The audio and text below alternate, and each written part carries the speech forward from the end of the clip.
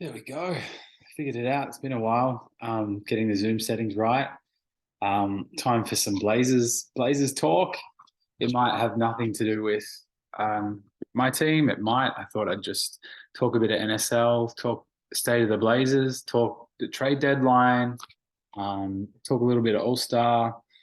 Just talk. So it gives you 20, 25 minutes of NSL talk on your way to work, walking the dog, whatever your task might be. I'm glad. So the Blazers, yeah, we're doing pretty well. Um, we're obviously winning a lot of games. We're surprising a lot of people. I'm quite surprised myself. Um, like I guess every time you make deals and you get new people in, you're not certain how they will gel over the long run. Sure, you might do a couple of sims just to test, but it's not much of a sample size. So um, all those mids, as they've been affectionately coined now by, I think probably Lattice. I was happy receiving all of them. They were the right type of player. I feel like it just gives the stars a chance to do their thing, and the role players just be role players. Obviously, it's easy for me to say the plans work now that it's working. I didn't know if it was going to work. I had to get off the 3-star build just because it was so hard to make any moves, or so hard to not be so far over the Lux tax. So here we are. Um, yeah, I thought the market was really, really tough for the last couple of weeks. People are still getting lots of deals done, which is awesome, and it goes to show, yeah, people will find a way to trade. Um, People are committed. People are trying to improve their teams, so it's it's just a really good reflection on the league. Personally, I am battling to find deals. I did a deal that was very much against my trajectory and probably my tendencies over my career so far to actually invest in another younger player who was picked um, late lottery, I think, Corey Kispert. I just see him being a very valuable player in the league eventually, and he should have the traits to be a great shooter, smart player, hopefully in 2K. And who knows if I'll ever keep him that long, but I couldn't attach that pick to anywhere. I've offered multiple firsts for great role players, um, who are great role players now, not younger guys, and yeah, nothing. So I figured I would pivot and go the other way and clear some space, clear a roster spot, and bring Kispert in. So gives us a contract for and control of his future for 5 years probably. It's always handy with the RFA's status. Yeah, so that was really our only recent trade. I've made a small trade to buy a second, which for an obscene amount of GMs, which would set a record. Um, so yeah, after getting feeling like it's extortion, hey, I was the one who bid and agreed to the deal. But yeah, just a crazy amount of GMs. So hopefully my team can win a little bit in the playoffs, or I'll be in quite a GM hole. Um, but it's an asset. It's something to just sit there, and you never know when they can be useful. Otherwise, I can't envision us doing too much. I can't pair anyone together with anything. And as many contenders probably know, it's hard to move your valuable guys and pieces because you want them on the court. You need them for your run. So yeah, just looking at my team, Tyson picks maybe goes out. No one's going to rate Levert because he's a free agent, despite him being great in 2K, great size, versatility. Um, Same with Ingles. He's more useful to my team than what someone would give me. Yeah.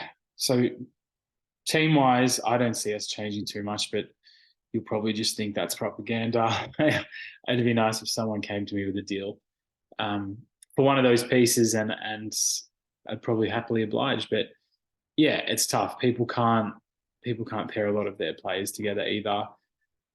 3 or 4 teams own probably half the firsts in the whole league. So yeah, sometimes there's traction in trades, and sometimes it's just a bit wishful.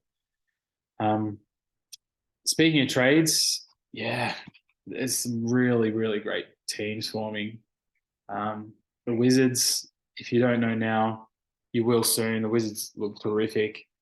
Um, Josh pretends to be a nice guy, but he's pretty much just as ruthless as myself and some of the other people who just want to win above all else. He's kind of been really patient the last few years and drafted really well, and now he's just pulled the trigger. And if you go back and look at his transactions, he has crushed every single deal, and it was set up by, set up by the Paul George deal, which, the Pelicans have made a decision to go in a certain direction, and they really liked Bane. But Josh, he walked away with, the best player for his team, a whole bench, which he didn't have, a bench of useful vets. He got off a Lowry contract, which looks like a total albatross now. And I just think, he got Leroy on a downward swing. His Pelicans have been super frustrating this year for him, and I feel for him because it doesn't really make sense. Just something against it that the engine has against that team. But that deal turned Josh and his Wizards from what I think of being kind of glamorous playoff fodder into, I think they take the East a legitimate chance at the title. And he can shit on about East is better and all that or whatever, but everyone's in it for themselves, not the conference. So I think he's pushing towards being really genuine chance to win the title. And you'll all see eventually just how ruthless and calculating he is. And the sheen of the nice guy wears off. But congrats, Josh. I looked at your transactions. It's just been hit after hit after hit. And you've rounded out your team so nicely. And that's just a credit to your long-term GM skills that you've added value, added guys. People want on their teams. You seem to have just been there at the perfect moments. And obviously you work really hard. You sim heaps for the league. You obviously sim for yourself because your Wizards look great. But Wizards, I think they're my pick for the East. I think, especially with Clark going down, I think they'll probably overtake the Cavs now. I think they'll finish clear on top in the Eastern Conference. Wizards. Realize they're not the little puppy. They're a full blown dog. The fangs, the hunger. So well done, Josh. And obviously, Spurs always there. Spurs are the team I think of every time I'm making moves or not making moves. If he had just fucking rebuilt, we'd honestly be skipping around. We'd be the best of friends. And instead, I have to think every day, like, how do I beat the Wizards? How do I beat the Spurs? What do I do to combat this? And he's gone and made another deal where he's moved 4 guys. Like, say what you want about Hield, he shoots threes. He gives very little else. So if you've got the right infrastructure, sure. But I'm just not much of a Hield guy. And Wood's awful in 2K. He's going to be a free agent. Hopefully they fix him in 2K, and I really hope the Hornets can retain him. But he's not going to give him anything this year. And he's moved Vooch, who on paper was his second best player, and obviously it wasn't working. So I understand why he made the deal. I wish the Spurs I wish teams would make Spurs give up a bit of value. That'd be really nice for once. I'd love to be a fly on the wall of those talks. So if you've got some unsolicited screenshots that you want to send, I'll send you some GMs for to have a bit of a laugh and a bit of a study. They did a great job, and somehow they got Bryant back. They got Jackson, so they've rounded out really nicely. I think they're the best they've looked all year, or at least since they had to trade LeBron to me. So they're going to be a massive hurdle. I still think Grizzlies are really, really good. Obviously, that might sound condescending after we beat them this week, but I just think Rootsy works really hard. I think he pushes himself and his team with his simming and his planning. So I think that's I would have liked to actually not have had that happen, because I think it's just going to push him even harder to do really well. The Wolves have made a couple of moves to sideways a little bit. The Nuggets just seem to not be able to get a run of health together. But if they do, they're sort of the picks of the teams out west that I worry about or I consider. Out east, I think it's the Wizards. I think it's the Knicks, the Bucks, and the Raptors who'll fight it out for the Eastern Conference. So all great GMs, all working really hard. So the teams are set, the identities of the teams are formed, and we've got not long until the deadline sets everything for good. So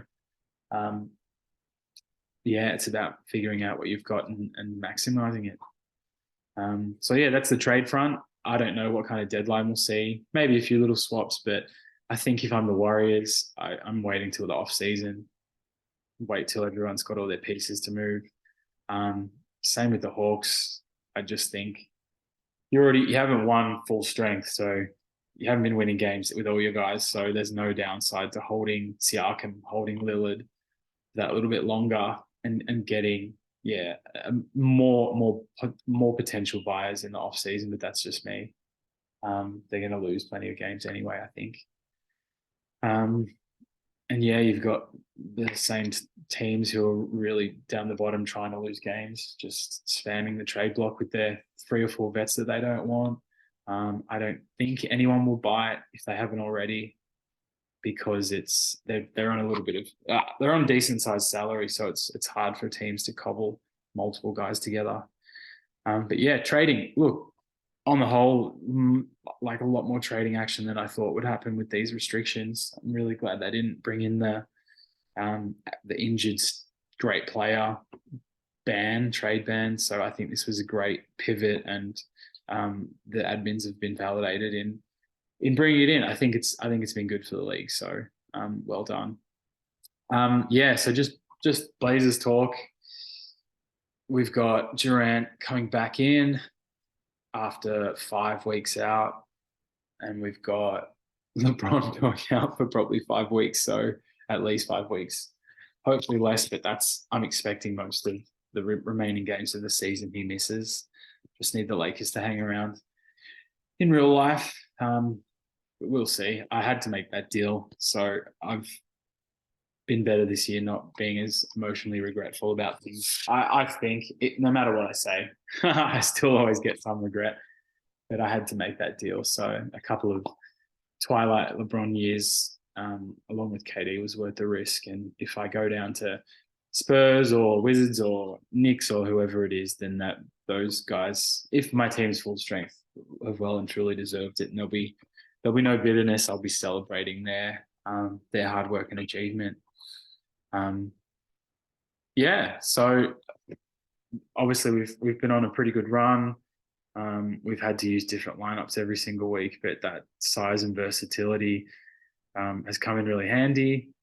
And I try not to. I think the right move would be not to do much in terms of trading, but that just goes against the grain for me a little bit. So it's been tricky to just try and make little responsible trades and not try and just keep getting in better players overall, better impactful guys, because I don't always think that's the answer. So, there we go. Some trade talk, some state of the league talk, my contender talk, All-Star coming up. Bombshell here. The Spurs, if the league passes it, the Spurs and I will be co-coaching, co-picking the All-Star teams for the West. Pardon me. Little bit of an olive branch. I can't remember if he's picked the teams before. I've picked them, I think, twice, at least twice. It might have even been every year. I can't remember last year. It could have.